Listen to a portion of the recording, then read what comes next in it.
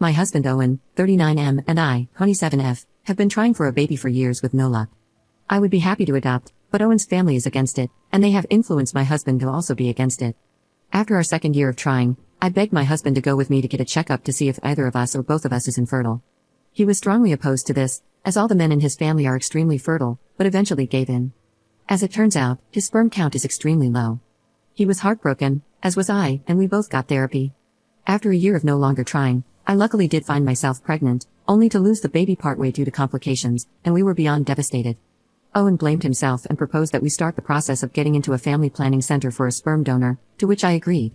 He asked me that we not tell either of our families about this or our friends, and I agreed because I would never want to emasculate him.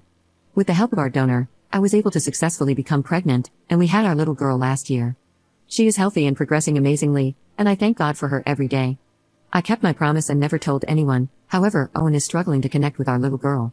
Last month, when he went out of town with his brothers for their friend's bachelor party, Owen let slip to his brothers about our infertility issues and that our baby wasn't biologically his. One of his brothers must have told his wife, who then told my husband's mother.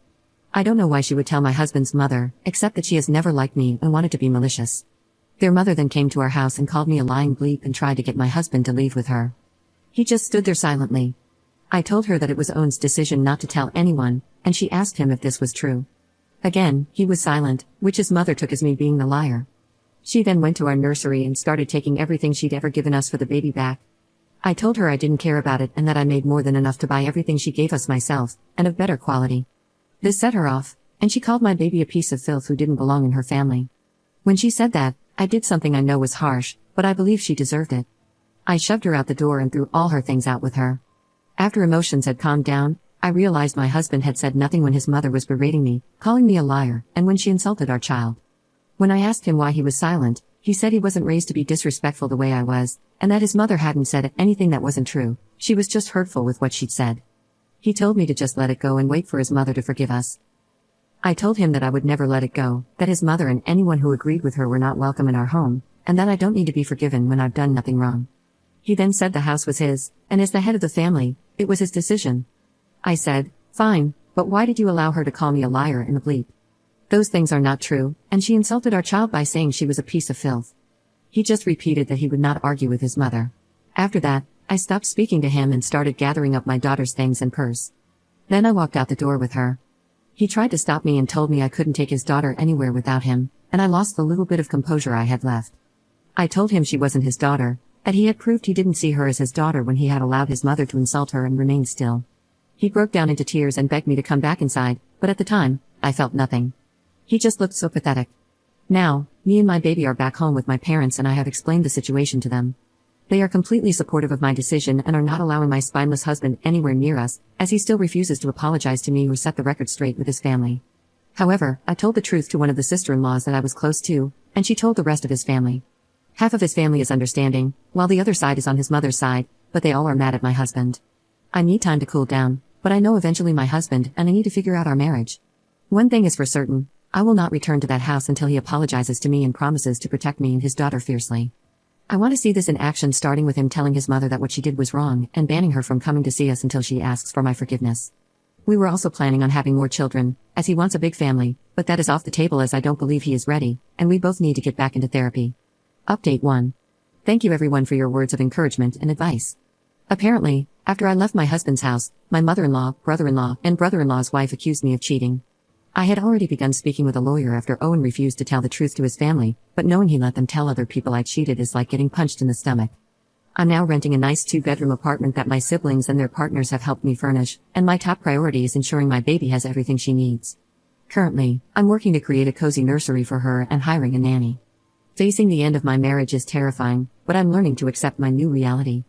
When I notified Owen that I was going to file for divorce, he started calling and messaging nonstop. His messages ranged from begging me to come home, telling me he would tell the truth and get therapy again, begging to see our baby, and then threatening to drag me home. I told him the divorce was happening whether he liked it or not because he failed as a husband and failed even worse as a parent. He then sent photos and videos of my things in the garbage and his brother and him trashing the nursery. His exact words were, "I don't need it anymore."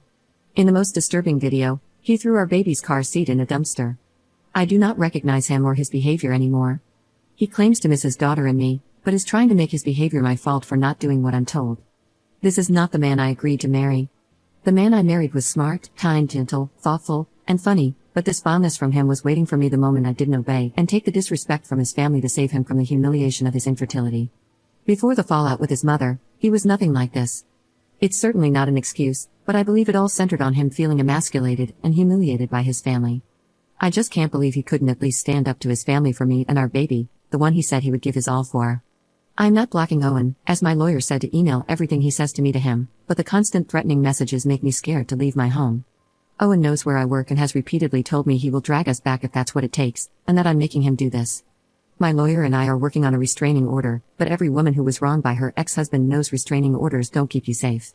And now, the main reason why I decided to update, my father-in-law suddenly showed up on my parents' doorsteps. He asked to speak with me, and my parents told him they would call me and ask, but if I said no, then that was final and he would not be welcomed back. I only agreed to speak to him because he told my parents he was there to apologize for his family and set the record straight. My dad called me as I had my father-in-law blocked, and when I picked up, my father-in-law immediately apologized for his wife's behavior. He wanted to hear my side of the story as he did not believe I cheated. I thanked him and let him know, of course, I did not cheat, and I told him of his son's infertility and that Owen proposed we get a donor. I told him very clearly it was his son's decision, and that because my father-in-law and his family put blood as the only valid form of family, my husband made me lie so our child would be treated equally. After I finished, he seemed stunned. He was quiet for a while, then asked if his wife and son could come over and see my daughter in person, as they missed us and were ready to be a family again. However, I told him no. He then asked if there was anything Owen could do to fix the marriage, and I again told him no. He tried to say I was being unfair, but my dad stepped in and said he was overstaying his welcome. Before I hung up, I told my father-in-law that his son was sending me abusive messages daily, and if he truly was sorry, then he should make his son stop. My parents said my father-in-law was irritated that I did not respectfully say goodbye or give Owen a chance to save his marriage, but he left with little fuss after my parents laid into him about raising a son that threatens his wife and child. Telling his father must have worked because I haven't gotten a single message from Owen since then. I do not want anything from my soon-to-be ex, not child support, not alimony, not the house, or any of his other assets. I just need him to agree to the divorce and give up his parental rights so my little girl can grow up with a family who loves her unconditionally. I have a good degree and a great job, and my child and I will be fine without him. Owen's lawyer has made it clear they're going to fight us for full custody, and my soon-to-be ex has significantly more money than me, but my lawyer is confident in our case, and I trust them. Today, my mother-in-law has been trying to contact me, saying she wants to be in my daughter's life and that she is ready to accept her as she is. As if my daughter needs to be accepted by her to exist. If it's up to me, their family will never see us again.